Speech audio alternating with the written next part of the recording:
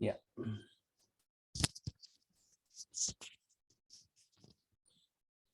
Yeah, good afternoon all. So before I start, can anyone please confirm whether my voice is clear, whether the screen is visible or not? Yes. Fine, thank you.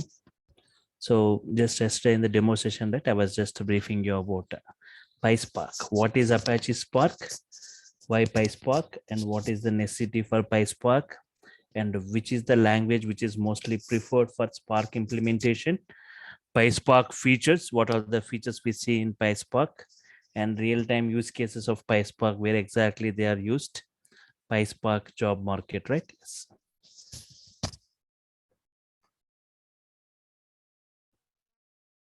So if I talk like evolution of Apache Spark, the personality who developed Spark was developed by Matai Zaharia, right? The personality who developed Spark, Matai Zaharia, in AMP lab, Berkeley, in the year 2009. In the year 2009, right? Yes.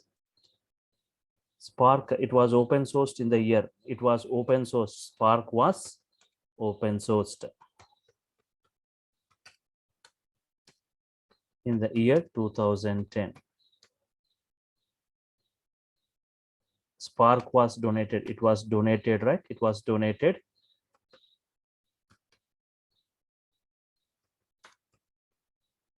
Apache Software Foundation.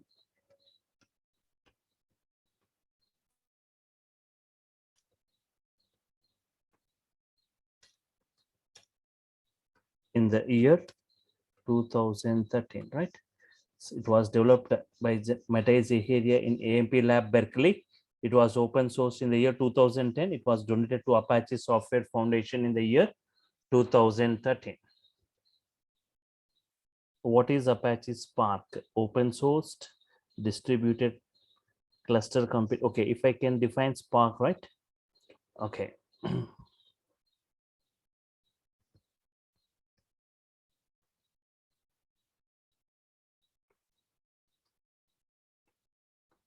I define Spark in 5 lines, in 4 lines, right? Spark,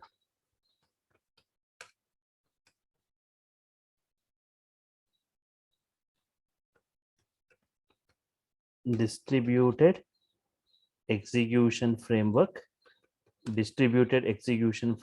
right?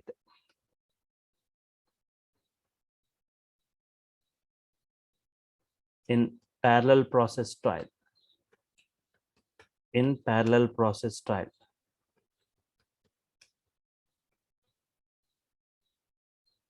with in-memory computation, right?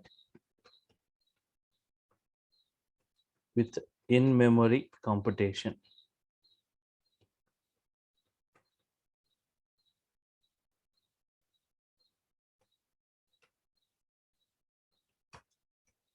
Used for large-scale data processing.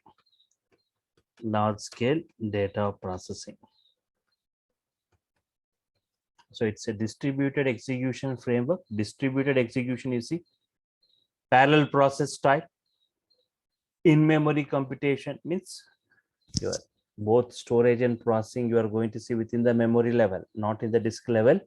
Both storage and processing happens in the, so the computation memory, like memory processing will be much faster than disk processing, right? So in memory computation used for large scale data processing, right? Yes. Yes.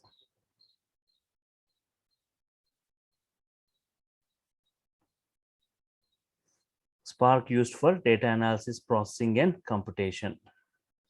Spark for data analysis, processing and computation, right?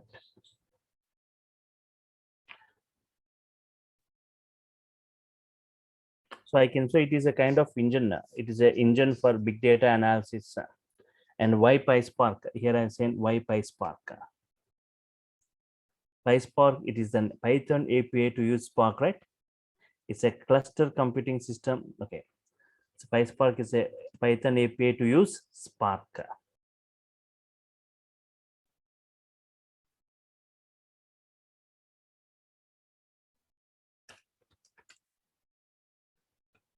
It is a cluster computing. It is a cluster computing system.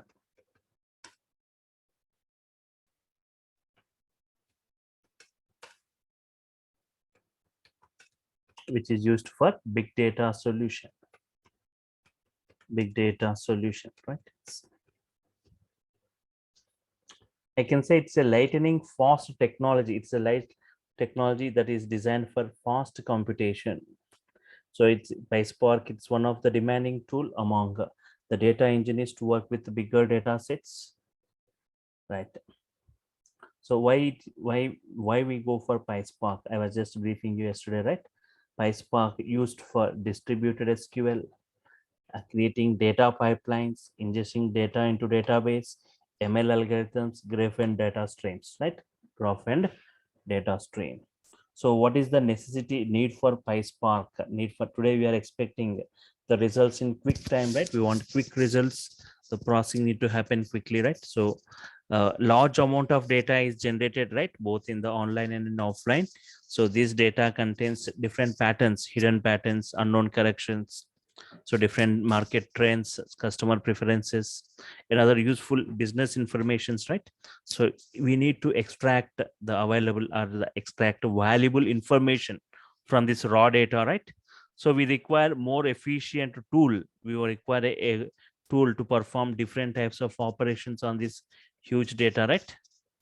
So we have got some many tools available, but PySpark is one such a kind of tool where we can perform different types of operations on the big data. So here in PySpark, we see like a concept like data frames. So arranging the data structured in the form of rows and columns. We have got many data frame APIs available, right? And also we can convert to temporary tables and like SQL tables and perform some kind of querying also can be done, like Spark SQL component available where we can perform some kind of querying. And like as I was saying, right, which is that language which is mostly preferred. So Spark, I can say like Spark can be coded with. Okay.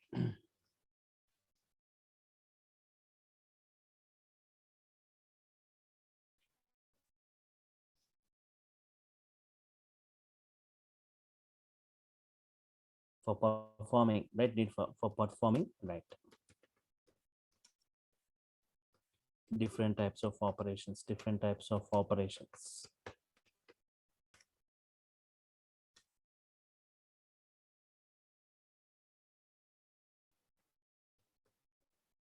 huge data sets, right? For performing different types of operations on huge data sets.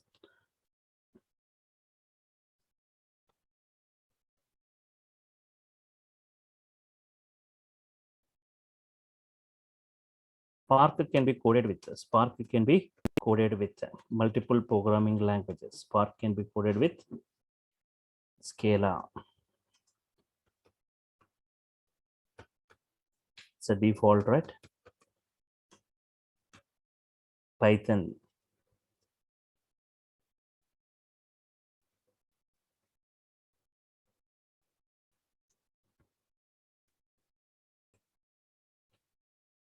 Java also, right? And or language. Spark can be coded with 4 languages, but mostly preferred. The first two are the mostly preferred languages, right? That is Scala and Python. Scala is the native language of Spark. So Scala is only used for Spark environment. No other environment uses Scala, right? Python is also mostly used today for the Spark application, implementing the Spark applications, right? Yes. And if we see the discuss between Scala and Python is dynamic typed, Scala is static typed. So no need to define the data types here. Directly from the what value are assigning, the variables are created dynamically, right? Yes. And it has got, Python has got huge community, right? But the Scala community is smaller as compared to Python. And powerful libraries for machine learning. and for streaming, right? Yes, but scale is less compared with Python, right? And 89,300 for various domains Python is providing, used only for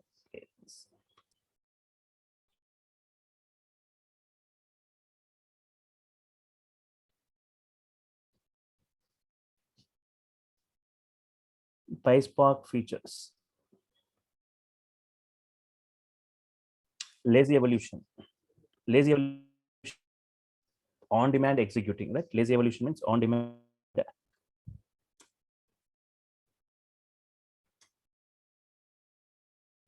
We execute. Otherwise, it won't execute. Lazy on demand, we execute. In memory computation.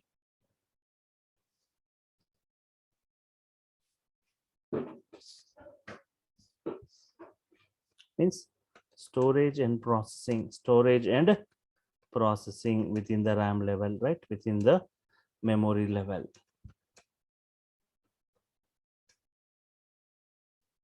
Fault tolerant, like we have got a powerful fault tolerant model. If any fail in the node, if any node fails, right? So it has got a powerful fault tolerant model for recomputing the tasks. Persistence, transformations can be reused. Transformations, executed transformations can be reused. What is that? Executed transformations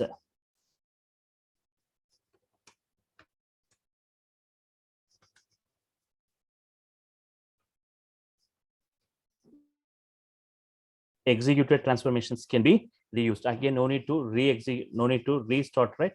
No need to re-execute again and again. So the transformations can be reused. Spark data objects are immutable in nature. It won't affect the original data set. Original data object is not, it's going to be the same, right? But you will be taking the just the output of it and perform the operations. It's immutability, right? Yes. Real-time use case usage of PySpark, commercial sectors, right? Mostly used within this commercial sector. So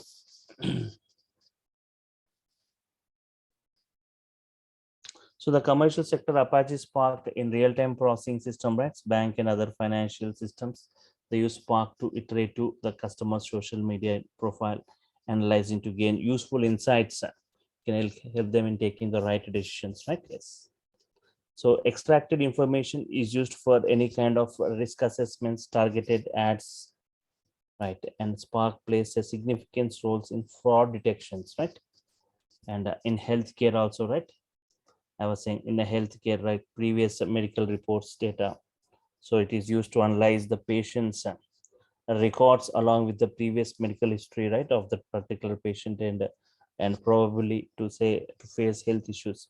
So which patient is probable to face issues, health issues, after also being discharged from the clinic. And entertainment industry today, if you see like OTTs, right? OTTs.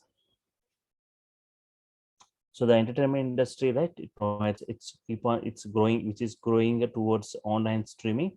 Totally, we are just choosing for online streams.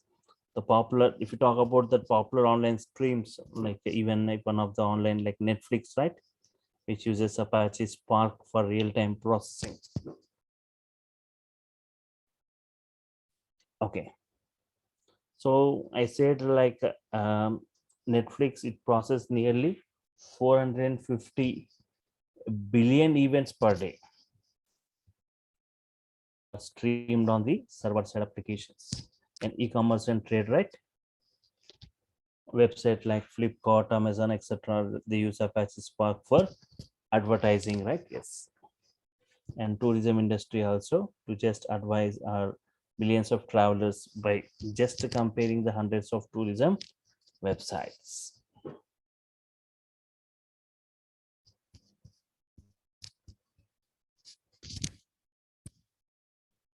So here, if you talk like a Spark, we have got SQL, right? By Spark SQL is integrates relational processing with Spark functional programming, right? Yes.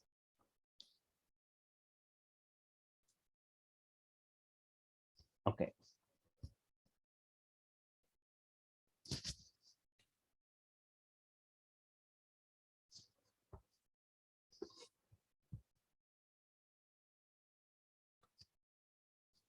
and one is chosen here for Spark. Okay, Python. Okay, why Python only, right? Because of very less coding you see in Python. Simple syntaxes look like normal English statements. Hybrid features we see like procedural oriented, object oriented, scripting.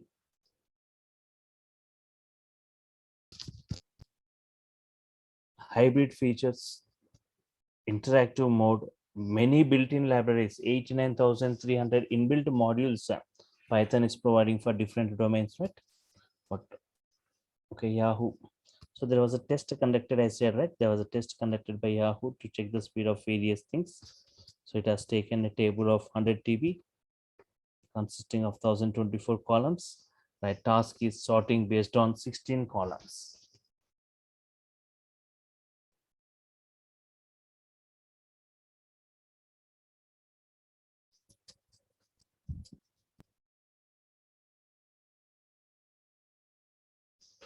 Okay.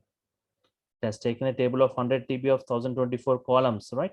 So sorting based on 16 columns. What is the time taken by the different databases? Oracle has taken 3.5 days. MySQL like 6 days. Teradata has taken 4.5 hours, right? It's specialized database used for data warehouse purpose. Teradata has just taken 4.5 hours. NetEase has taken 3 hours, but Hadoop has taken 3.4 minutes. But Spark is again 100 times faster than Hadoop. 1 second.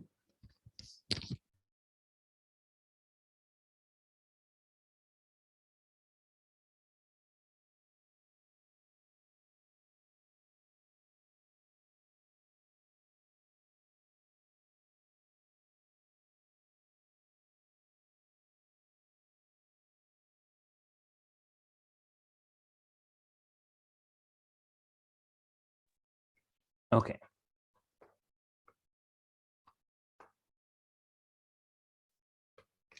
So PySpark, Apache Software Foundation, right?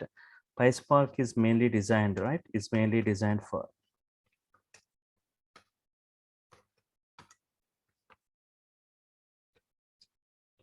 batch applications. See, this is not for online applications. This is not for online applications. Online applications means user interactive applications. Batch applications, user non-interactive applications. User non-interactive applications means user has nothing to do with this, right? User doesn't give any input. For example, credit card bill statements for millions of customers. Your user is nothing, he has nothing to do, right? But if you want to make an online transaction, if you want to make a transaction, booking a movie ticket, other things, right? They require, you need to provide the input, right? You are supposed to provide the input. To algorithms, iterative algorithms, right? Yes.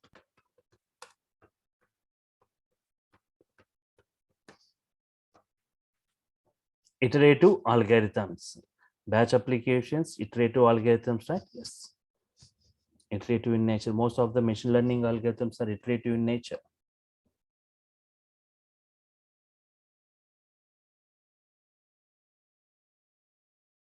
So iterative algorithms, most of the machine learning algorithms, iterative means if you get any error, see, we apply the same thing on the data, right? We'll get error, we'll get error. Each time you are going to get error, little less as compared to the previous one until the error becomes 0. You keep on applying that by adjusting some coefficients, right? Iterative algorithms. And also mainly designed for interactive queries.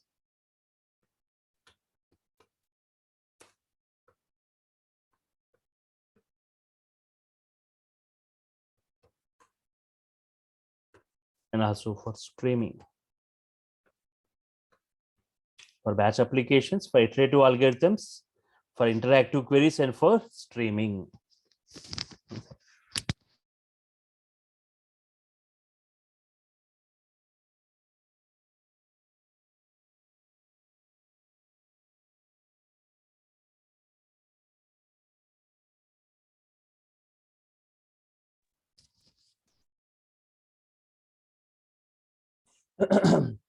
Okay.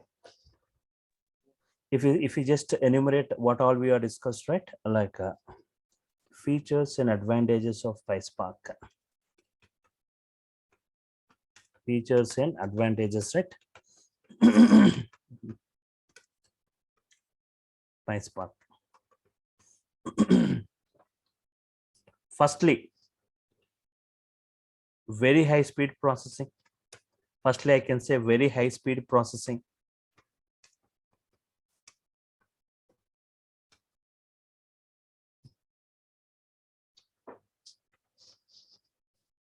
Hundred times faster than Hadoop, I said.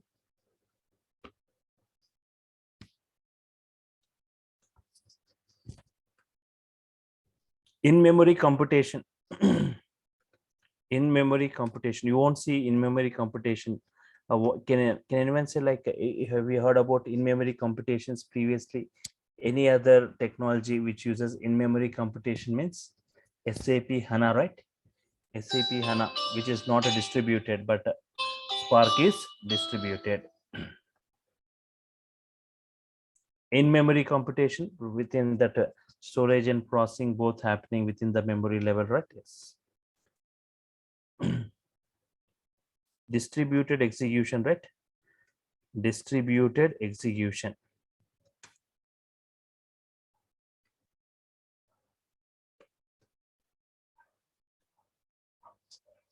Supports multiple language, multi-language support.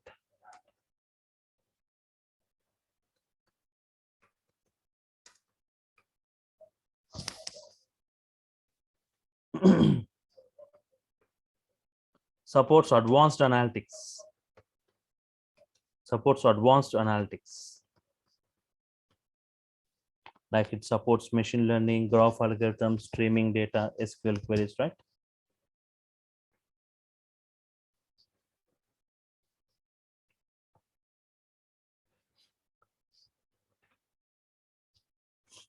What are the other things like parallel processing?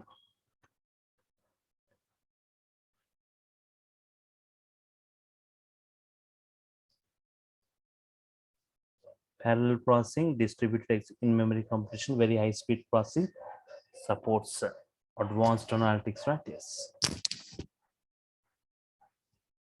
So multi-language support, it can be used like using Scala, using Python, using Java, or even our language. Our language is very rare, right?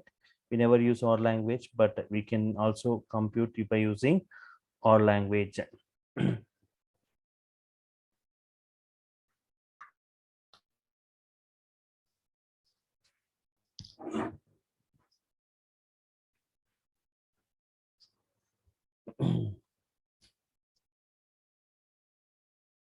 Persistence feature. What are the other features, right? Persistence. Persistence means transform. Okay. Persistence is making that available in the memory so that the other flows can make use of the executed transformations.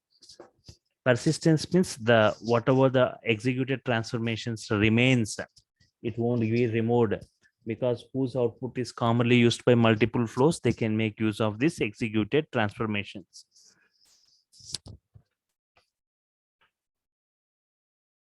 Powerful fault tolerant model.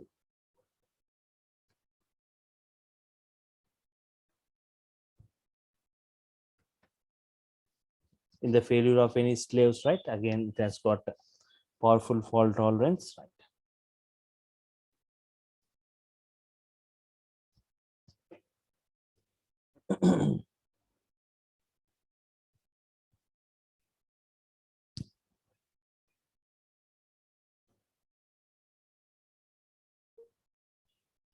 Okay.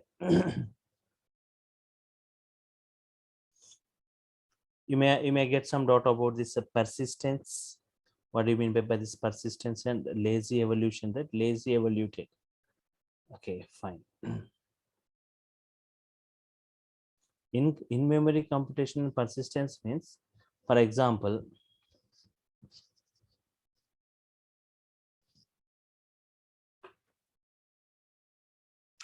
in Spark we call it as Spark data objects are called as RTDs, right?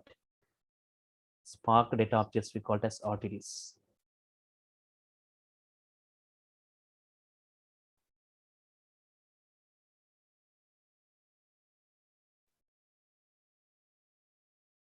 resilient distributed data sets, we say.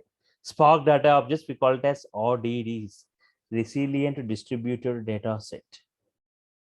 First, RTD1, R1, how you get this? Okay, you got this R1. On R1, if you perform some operation, filter operation, you will get R2. R2 is also an RTD. On R2, again, you perform some kind of map operation, map, you will get R3.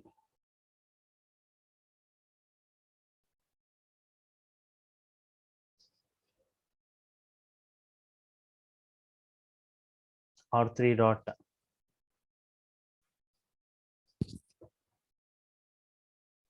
group by.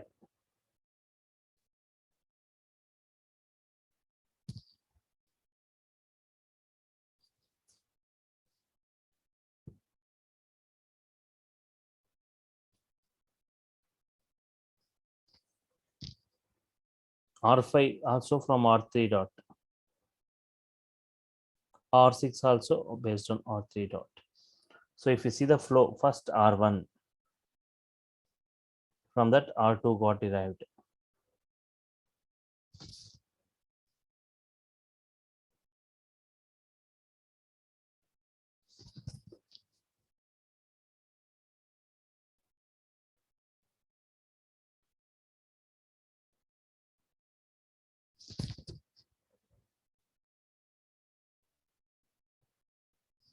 Observe, this is the flow. R1 output, Spark is a data flow language. R1 output is given as input to R2. R2 output is given as input to R3. So the R3 output is taken by R4, R5, R6. R4, R5, R6. Now see this, all the 6 RTDs cannot fit into the RAM. RAM cannot accommodate all these RTDs, R1, R2, R3, R4, R5, R6. Huge RAMs required. Already RTD is a very large storage unit. The output of one is given as input to the next. The next R2 output is given as input to the next. In this way, R4, R5, R6, right? So if you see how they are going to get computed, all the 6, where the 6 RTDs, data objects are stored, where the 6 RTDs are, I want the sessions to be interactive, right? You can keep responding with your answers, whether they're correct or wrong, right? So where this Spark data objects will be stored, if you got R1, R2, R3, RTD1, I mean like Spark data objects we call as RTDs. So if you make any transformation on a first RTD, transformation like filter, you will get one more RTD. Again, on the next RTD also, if you perform some map or flat map or filter or grouping or reduce or any operations, that you will get one more.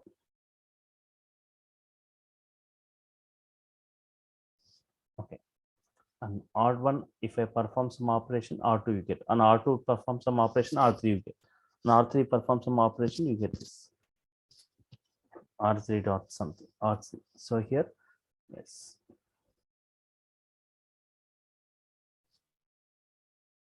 These 6 RTDs cannot fit into the RAM. 6 RTDs cannot fit into the RAM. Yes, the 6 RTDs cannot fit into the RAM, right? If there are 20 RTDs, all the 20 RTDs won't be stored in the RAM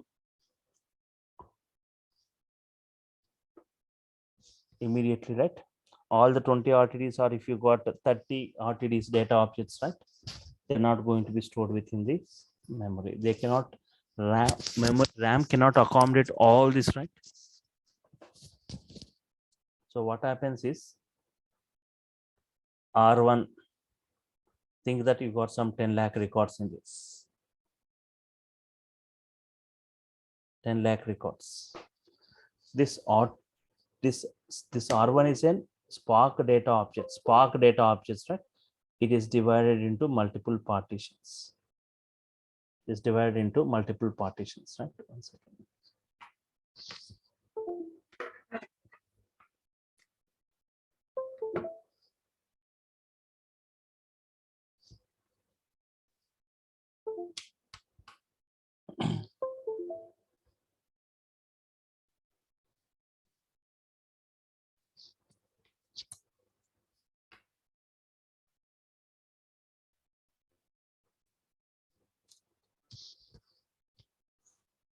R1 is the first RTD.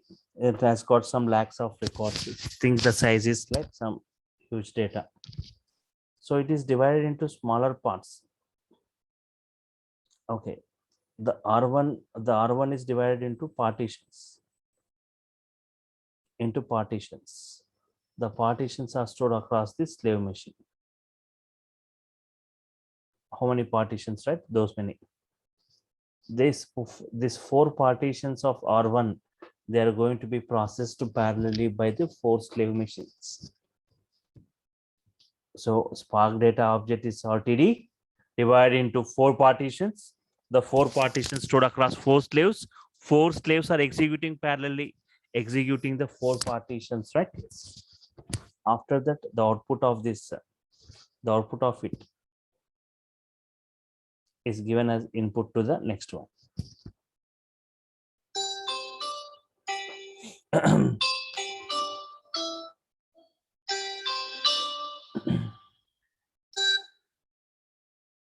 So this output of this is given as input to the next one.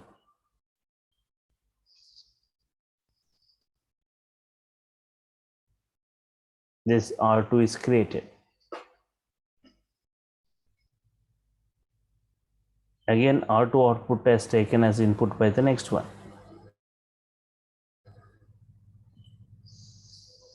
And R3 output is taken as input by next one.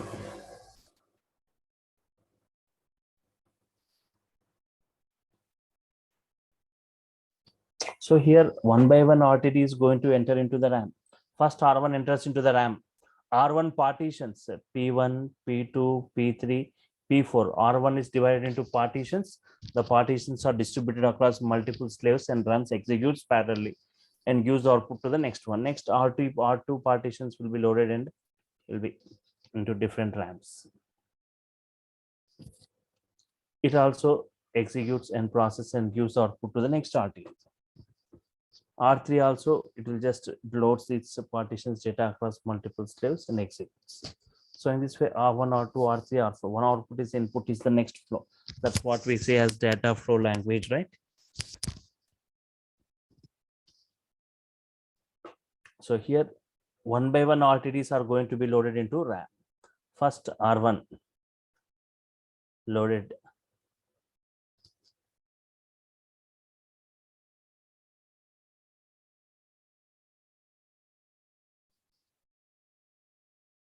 R1 output is taken as input by the R2, means second one. So R2 loaded and ready.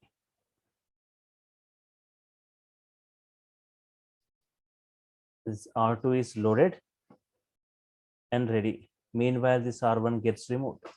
Observe this. When R2 loaded into RAM by taking that whatever it is, then R1 gets removed. R3 output.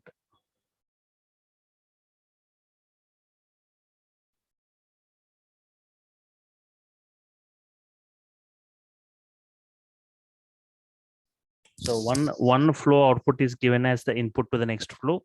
This output is given as input to the next one, and this output is given as the input to the next one. So one thing what you need to understand is, whenever this is ready, okay, now R3 loaded and ready, then this gets removed. When R3 is ready, okay, when R4 is ready, R3 gets removed. When R4 execution finished, right? So R4 output. Now I have got a query. Once the total flow is executed, all that flow is executed, how many RTDs in the RAM? How many RTDs within the RAM?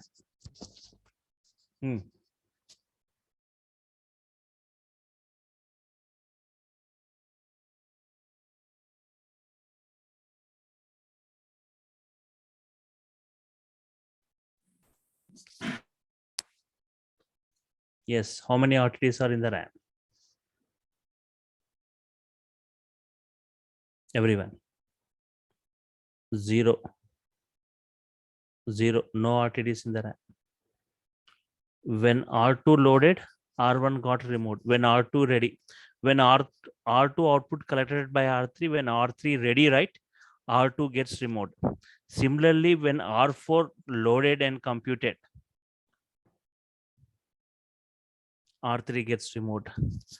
And finally, the output of R4 will be collected.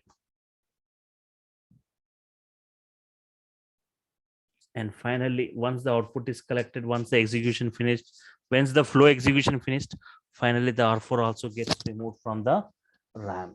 Once the execution completed, the final RTD also removed from the RAM. Now the RAM is empty. Again, you can trigger the next flow, right? Next flow or next job. One by one, again the RTDs will be loaded. They executes, and finally nothing will be in the RAM. So here I got a flow like this. See, observe this. This is the first from the first data object R1. From this data, R2 got created. From R2, R3 got created. From R3, R4 got created. From R4,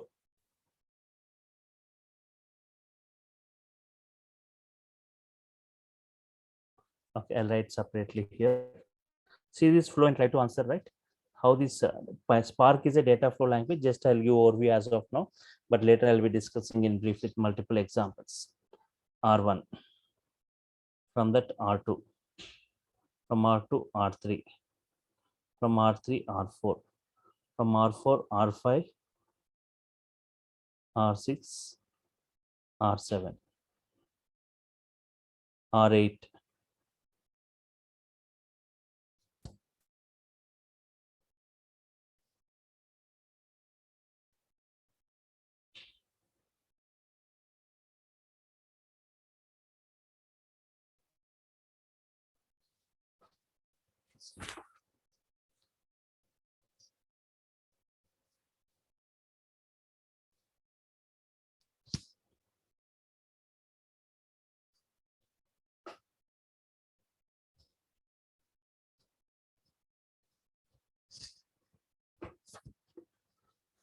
R2, R3, R4, R5, R6. So in this way, this is the flow, right? This is the flow.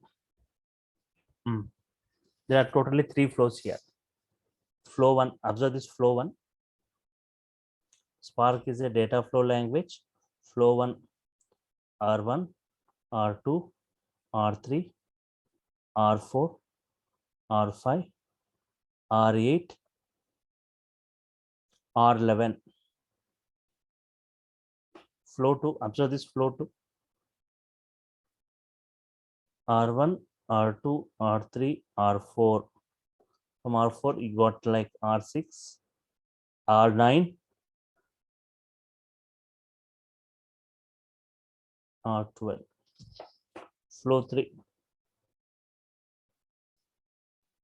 R1, R2, R3, R4, R7, R10, R13, right? This is the 3 flows.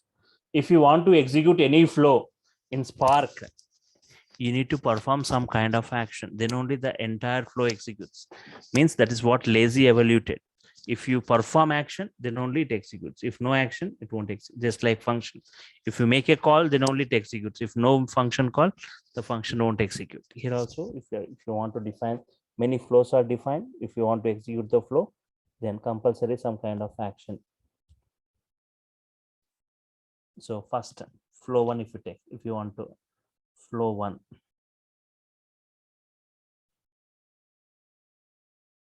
Observe this flow 1. If I want to execute this flow 1, R11 dot some action. R11 dot action. R11 action, if it is performed, then the entire flow executes from its root. From its root means starting from R1. R1 output is taken by R2. R1 output as taken as input by R2. R2 output as input to R3.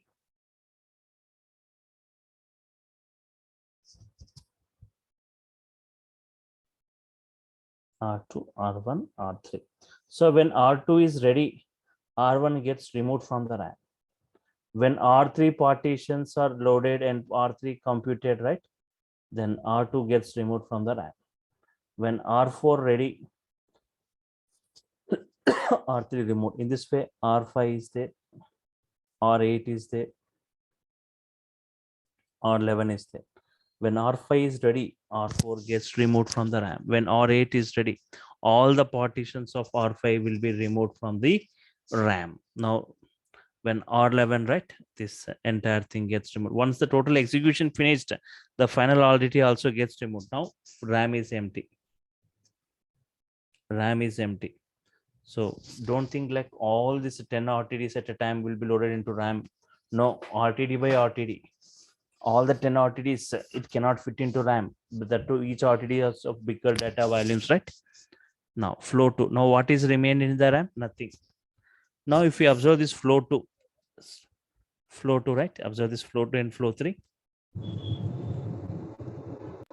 R1, R2, R3, R4, R6, R9, R12.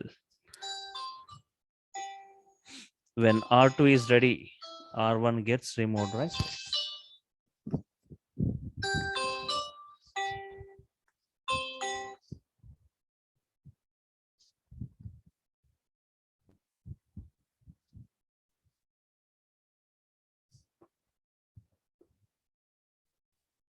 When R2 is ready, R1 removed.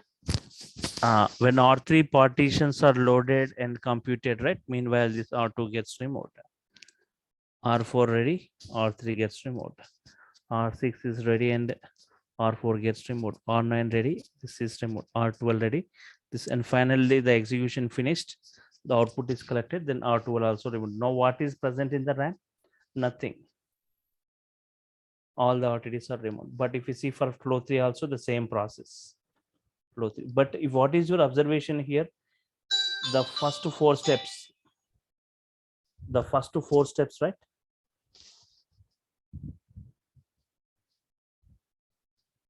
One, two, three, four. 1, 2, 3, 4. 1, 2, 3, 4. First 4 steps are common in all the flows. What is that? What is that thing you observe? First 4 steps are common. First 4 steps are common in all the 3 flows. But in flow 2 and flow 3, again you are starting from this R1, R2, R3, R4. In flow 3 also, right? R1, R2, R3, R4. Every time you are re-executing the flow, right? Even though the first 4 steps are common. When the first flow executed, why can't you make use of R4 output and compute R6, R9, R12? So here, if you want to reuse the executed transformation, persist this R4, persist this R4 means make the RTD available in the RAM even though the next RTDs are created. So this RTD remains in the RAM. If you persist it, this will be remained in the RAM. Even though the next RTDs are ready, still it won't be removed. So in such case, it will be ready to give the output to the other flows, right? See the flow executions now, if it is persisted. Very fast. So this is your flow. I said R1, R2, R3, R4. R4 is persisted. Persist.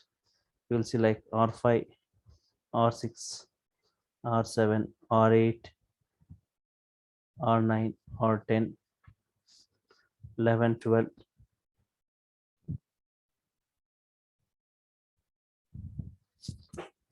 When this is persisted, this is available in the RAM. So first time you see the flow 1.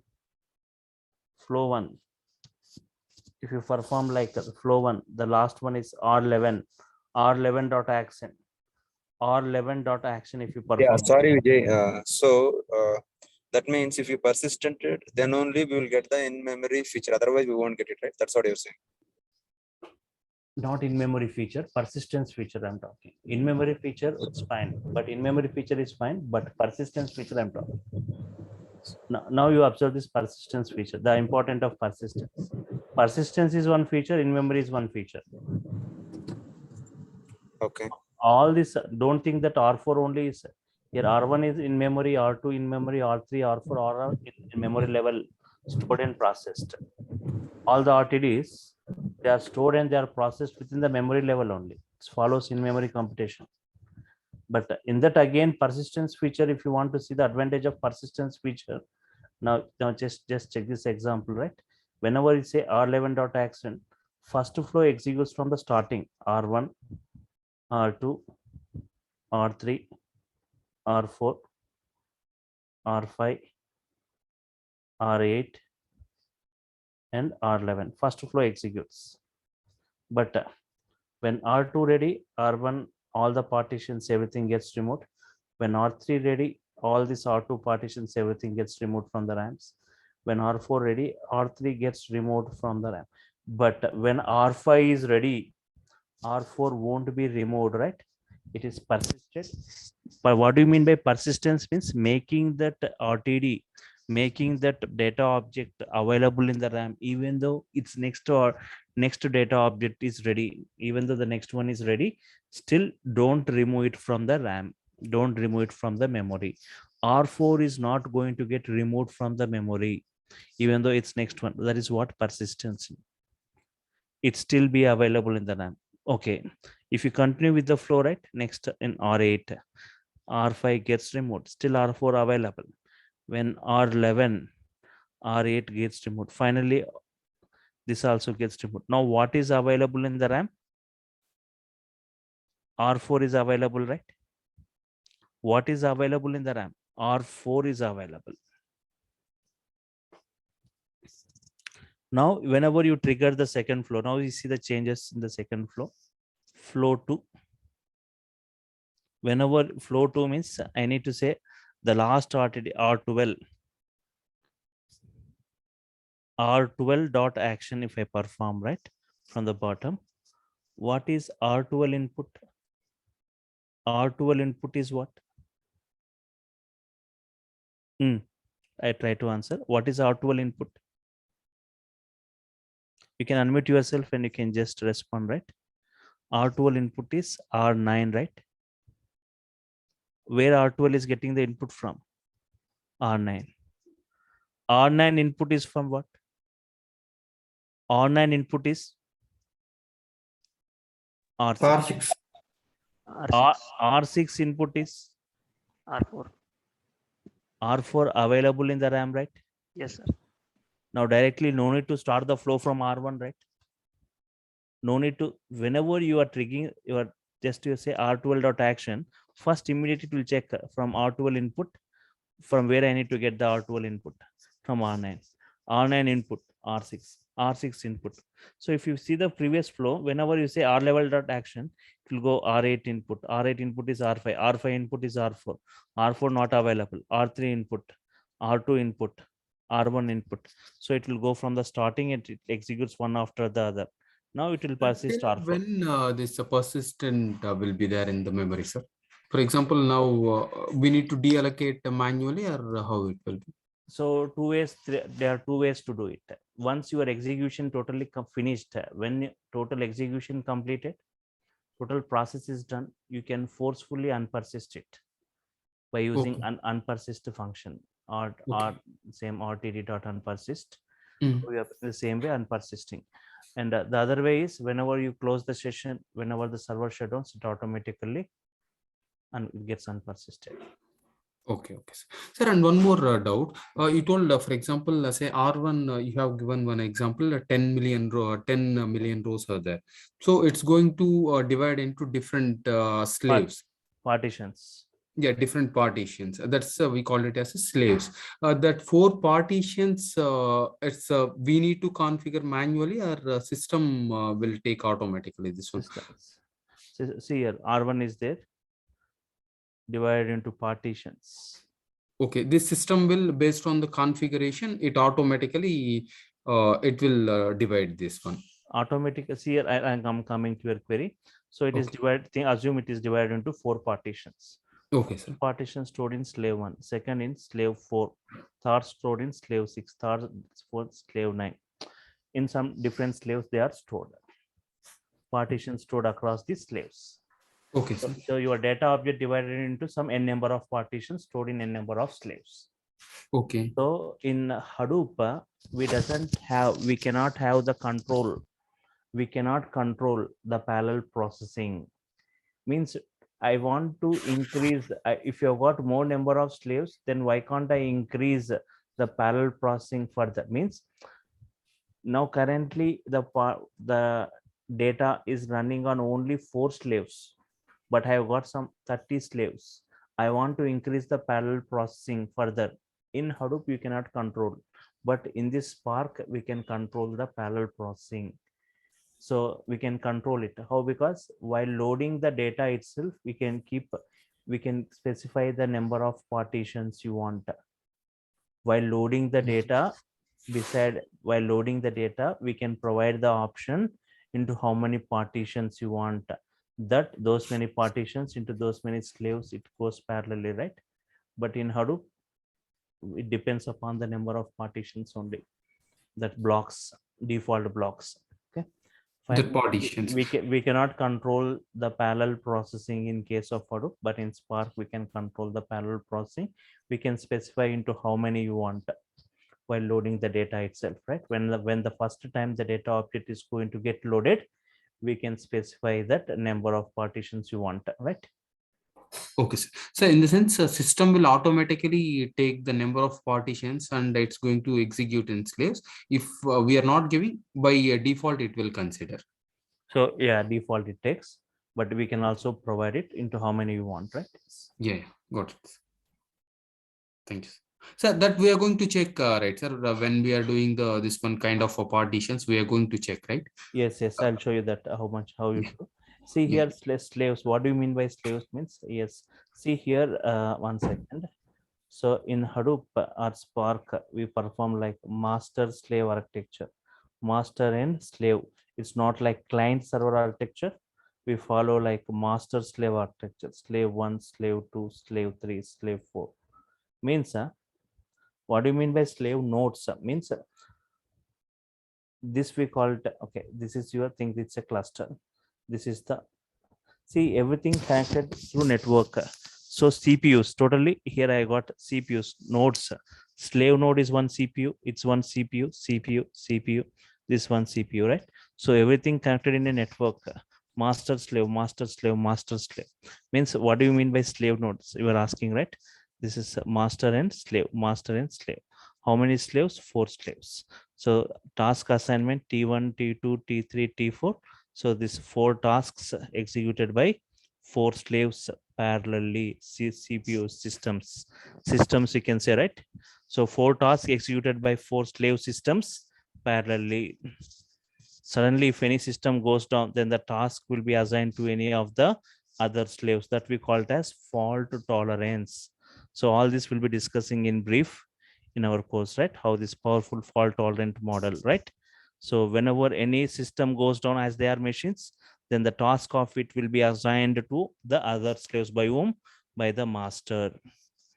So here also, whenever data objects divided into partitions, P1, P2, P3, P4, P1 into slave 1, P2 into slave 2, P3 into slave 3, P3 into slave 4, right? Yes. So here coming back to our, right? So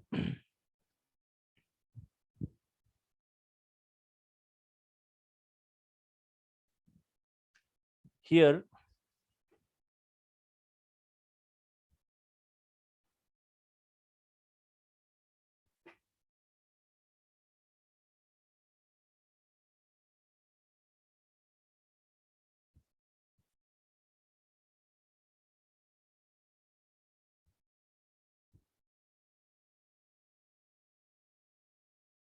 observe this.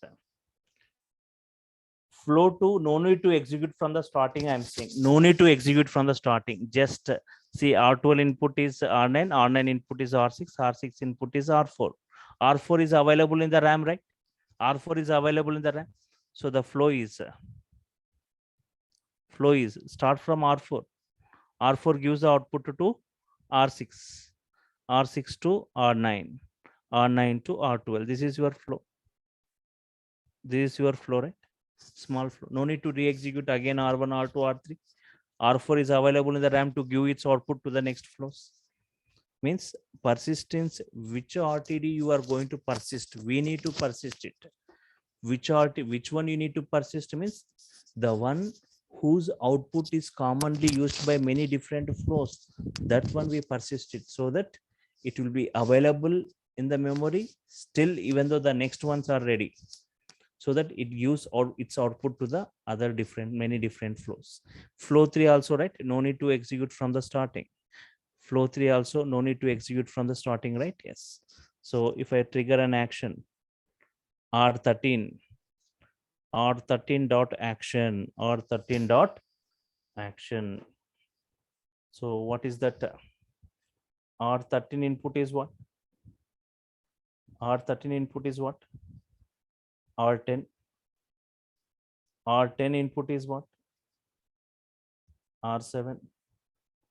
R7 input is what?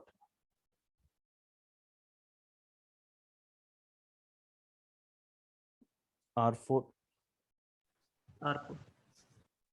R4 available in the RAM, right? So previously R13 input is R10, R10 not available. R10 input is R7, it's also not available. R7 input is R4, which is available in the RAM. So take its output. So the flow should start from this R4, from R4 to R7, R7 to R10, R10 to R13. This is your flow. First three steps are no need to re-execute, right? So we are re-executing already executed transformation, right? We are reusing already executed transformation. For example, this is a smaller flow. If I take a very big flow, right?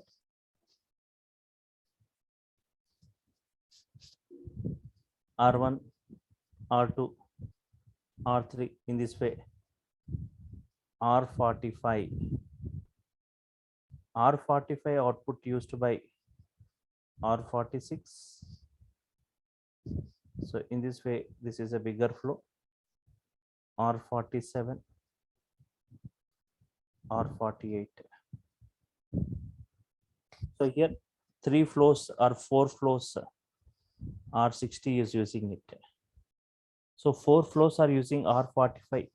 Means if you are not persisting this, if you are not persisting, every time we need to start R1 to this. Second flow also should start from R1 onwards. Third flow also need to start. But if you persist it, when the first flow executes from first to last, from second flow onwards, no need to execute the first 44 steps. Directly R45 output you can take from R45 to you can compute, right? Flow 2 execute from R45, 44 steps decreased, right? Flow 3 also can go from R45 directly. No need to execute from R1. But flow 1 compulsory, it should execute all this, right? First to last. And similarly for all this. Understood, right? No need to re-execute from the starting. Directly from R45 you can. Means I am just reusing already executed transformation and computing, right? So a lot of steps decreased, right? This is what persistence. This is persistence. Nowhere that is in memory is different, and this persistence is different. So Spark has got persistent feature. What is the advantage of persistence? Means no need to execute from beginning, again re-execute from the beginning. So already if it is persistent, it will be available, right? And in-memory computation means each and every RTD stored within the RAM and processed within the RAM. Stores within the RAM and process, they are not going to be stored in the disk. Storage happening within the RAM level, processing happening within the RAM level. That's why very high speed you see. That is what in memory. This is what persistence. And fault tolerance. If so, fault tolerance means while executing, if any slave is down, then how we can recompute and again re-execute that flow, right? Yes. There are many cases I need to discuss for that fault tolerance. So just I was discussing about Spark data objects, their features, mainly in-memory computation, persistence feature.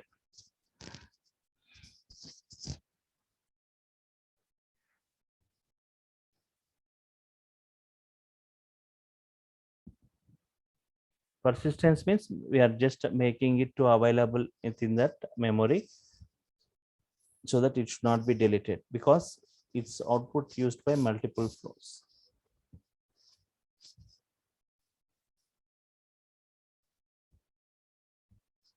And lazy evaluated means what? Lazy evolution.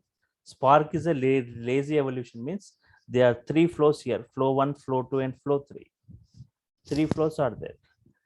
These 3 flows, if you want to execute until you perform any kind of action, they are not executed. They are just defined. So compulsory, you need to perform some action. Then only one by one RTD loads some. Sir, I have one doubt here. It's a lazy evaluation in the sense, for example, syntactically also it won't check, right? For example, no, you were given some example in function. Yes, function is there. In a program code, you have got some 20 lines of program code, in which you got 6 lines of functions in it. Means the 6 lines of functions are not going to get executed, right? No, sir. Here, my doubt is it's not going to execute, but it's syntactically it will check, right? So syntax is correct or not. Even that won't check in the case of lazy evaluation, or will it check that? If you perform that action only, then only the entire flow executes. Oh, no. I understood, sir. Yeah. That. Yes. No, if syntactically, for example, in the R1, I did I did some mistake, syntax mistake or something. For example, table is not exist, sir, in this case, R1 case. So then I move to R2. When I'm doing the R1, will it show that error or not, sir? So, okay, understood your query. 1 second. Yeah, thank you.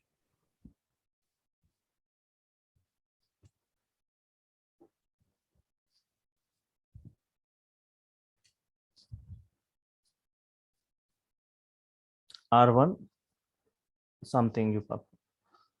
On R1, you perform some filter operation. You'll be some condition. I want to only particular city records. Filter only particular city records. Whatever after filtering, the result is R2. R1, you think you got some 1000 records. After filtering in R2, you see some 500 records. Means if you want to execute both this, if you want to execute both these statements, both this, right, we need to perform some action. First, whenever you perform action, right, first how it is, first it will check, okay, R2 input is what, where should I get the input for R2? R1 input is what? So here you will load a text file, and here you will give the path of the file path. You will give the file path. So from the file path it takes, so R1 input is file. So whenever you perform this, then only this R1, first R1, it will check for its input. If this R1 input is available within the RAM, if it is persisted in the RAM R1, then it will take and computes. Otherwise R1 not available. Now R1 also need to be executed. So it will take that file, it will read from it, and R1 computes. From R1, R2 computes, and R2 output, it will be displayed. Means whenever you say R1, R2, R3, R4, if you are just defining, they are not executed. You are defining, they are not executed. Whenever action performed, right, then only from this one by one, they are going to get executed. They will be loaded and executed, loaded, executed. So whenever you define, they won't be loaded. Whenever you perform action only, first R1 gets loaded into that RAMs process, and the output will be taken by R2, and R2 also gets processed. So whenever you provide R1, R2, R3, R4, now how many RTDs in the RAM?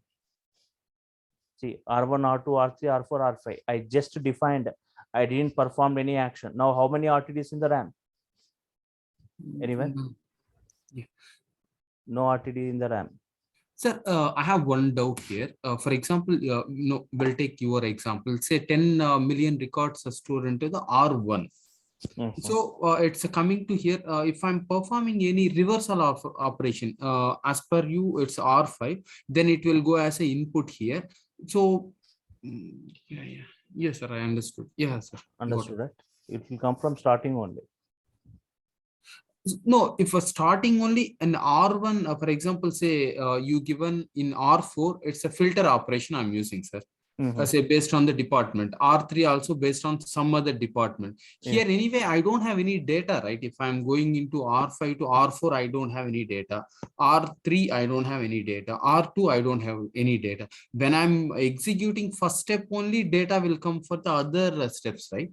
Yes, yes. So here, so it won't execute like this. It won't go from this like this. It will come from starting always. R1 to R2 means R5 R without R4, R5 won't be created. Without R3, R4 Okay. can't be created. Means very simple, you see. I'll make it clear. Yeah. Now I got it, sir. You got it, right? Now, Yeah. initially only R1 is available. Only R1 available. How R1 got created means from a file where a file has got some 10 lakh records. Assume. Yeah. Now R1 has got 10 lakh records. Only R1 available now. How you are going? Whenever you perform any transformation, filtering, or any transformations applied on this R1, the resultant also a RTD. Yes. So on this R1, I perform filter based on city or based on product or based on department number. I perform some filter. The resultant now R2 you got. Yeah. In this case, for example, R5 what does that mean? R1 dot filter, the output whatever you are getting, there is nothing but R2. That's what I'm saying. R1 output is nothing but input to R2. Yeah, in this case, for example, R5 dot actions, if you are performing, it will go to R1, then R2, then R2, then R4, right, sir? Without that's the sequence. If you want to execute R5 without executing R1, R2, R3, R4, R5 can't be computed directly. Yeah. Now I'm clear. For example, R2 output is taken by R5 like this. R3 is there, R5, both taking. R2 output is taken by R5 and R3. Whenever you say R5 dot action, no need to execute R3, right? Whenever I perform action on this R5, no need to execute, it won't execute R3. R1, R2, and R5. It goes like this. Whenever I say R3 dot action, then the flow will be R1, R2, R3. Yes, sir. Got it. So if you want to execute R3, compulsory R1, R2 need to be computed. Yeah. Means steps R1, R2, R3 steps. Previously, I've given one example, R1 to R45. R1 to R45, right? Yes, sir. Here R46, R47, R48 are there. Means here, for all this 1, 2, 3 flows, they should take R5 output only, right?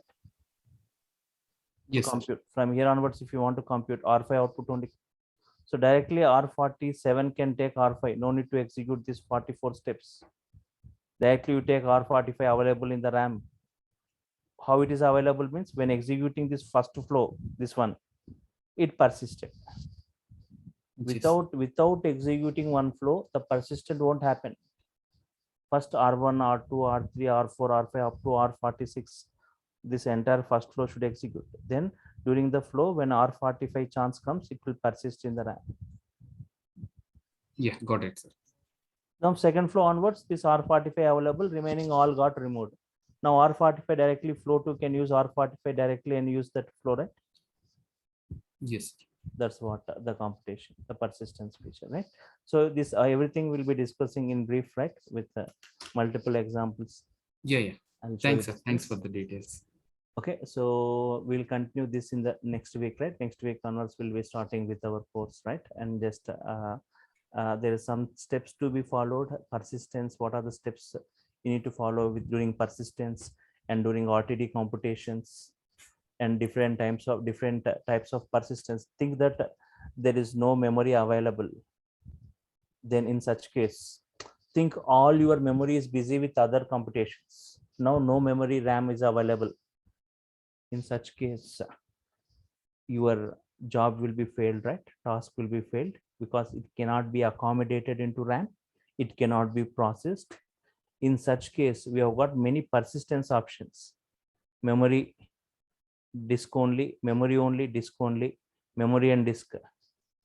Means when memory is full, you can go for disk. In such case, instead of making the job to be failed, you can also make it to go for disk level persistence. When your memory is free, again take it into memory and process it. So that will happen. If no memory, go for disk. After some time, your memory became free totally. Then immediately again go and process within that kind of options we can set. I'm saying. Okay. So sir, here it's like it totally independent by action. If R1, R2, R3 is there and we perform action on R3, then R1, R2 would not, R1 won't be available, but R2 would be there, right? R2 will be there means yes, that's fine. R3 can be computed, right? Yeah. So R1 won't be there.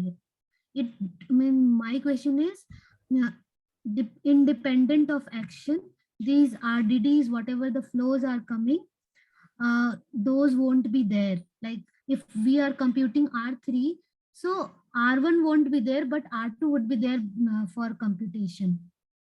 So yes, okay, that's what their fault tolerance means. For example, observe.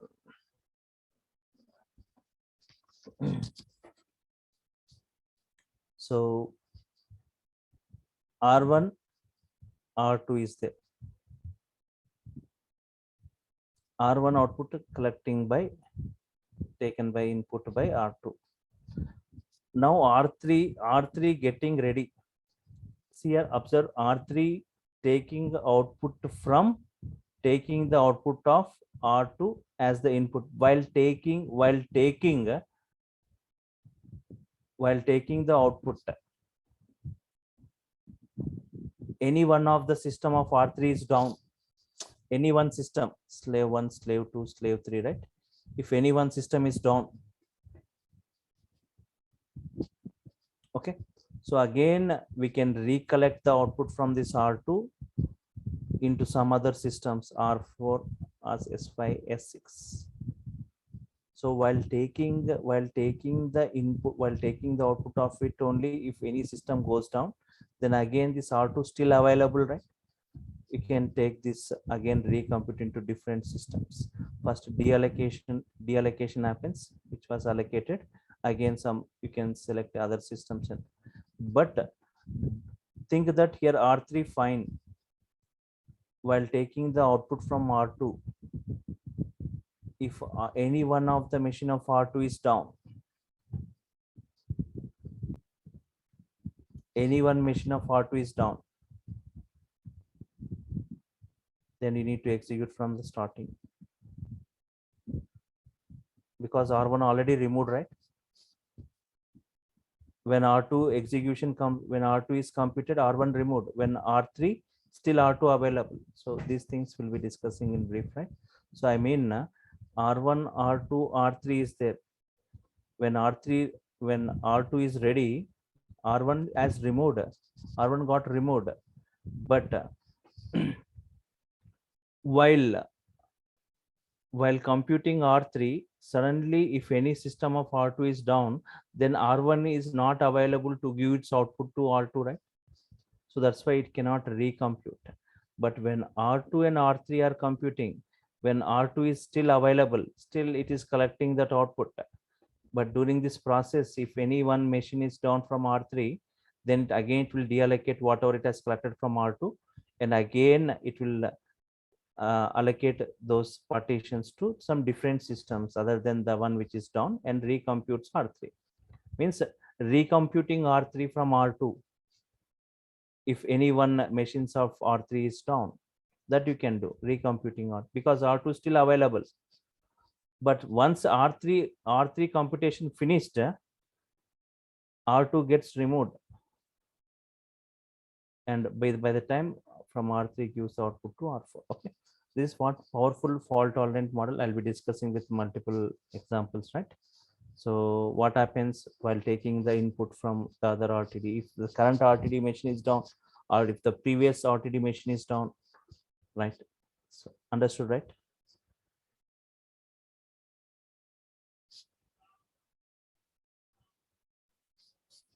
Yes, Nagamurali, it's fine and good, like having the knowledge of basic SQL, basic knowledge. So basic SQL, basic Linux, and basic Python knowledge is enough, right? Yes, Nagamurali, right? If you want, I can use that. If you doesn't have knowledge on basic Hadoop, right? I can just provide you that knowledge or the videos of it, right?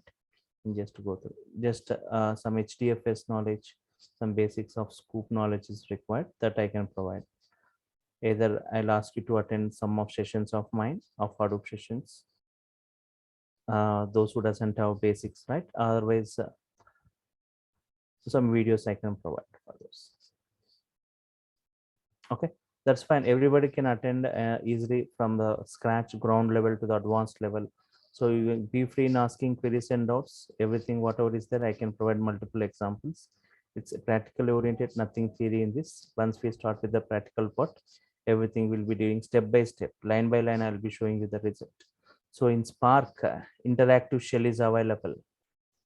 REPL, read, evaluate, print loop, line by line. I can show you the output, right? For every line, what is the output?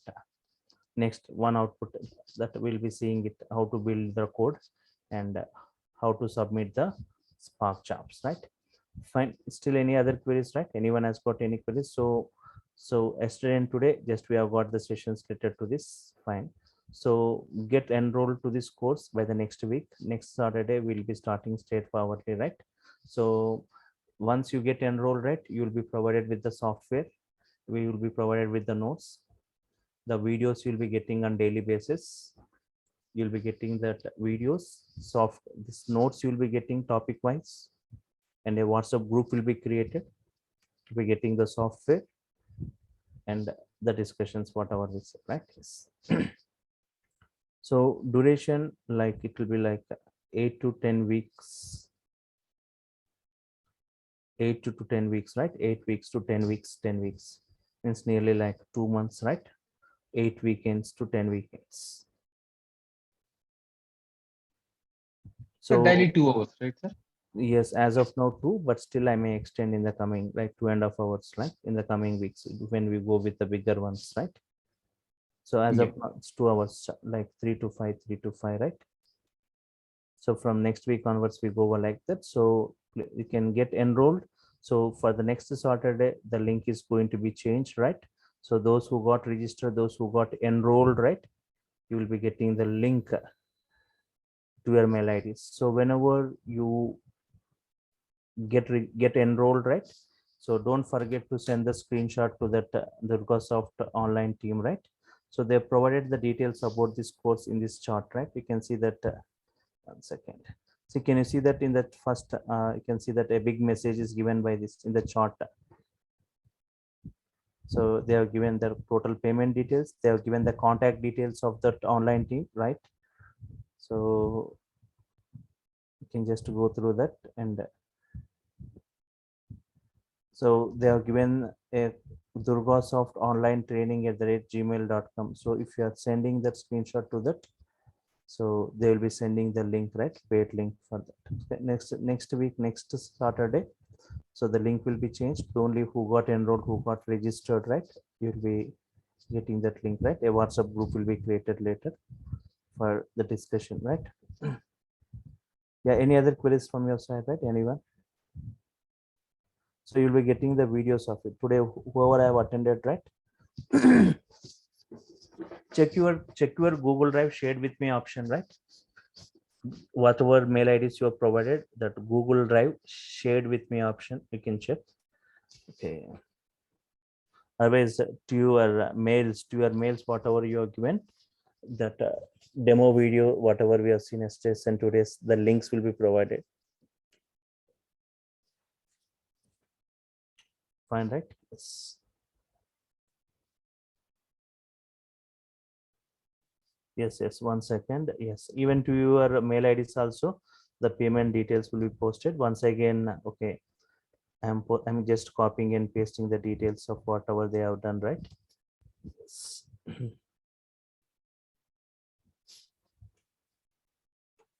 Yes. Yeah, any other queries from your side, right? So We'll be discussing with multiple working examples. Don't worry about the software. I'll be demonstrating. We'll be working with different environments, even software also, how to run the code, execute the code, and basic Linux knowledge I'll be providing you when before I start with this.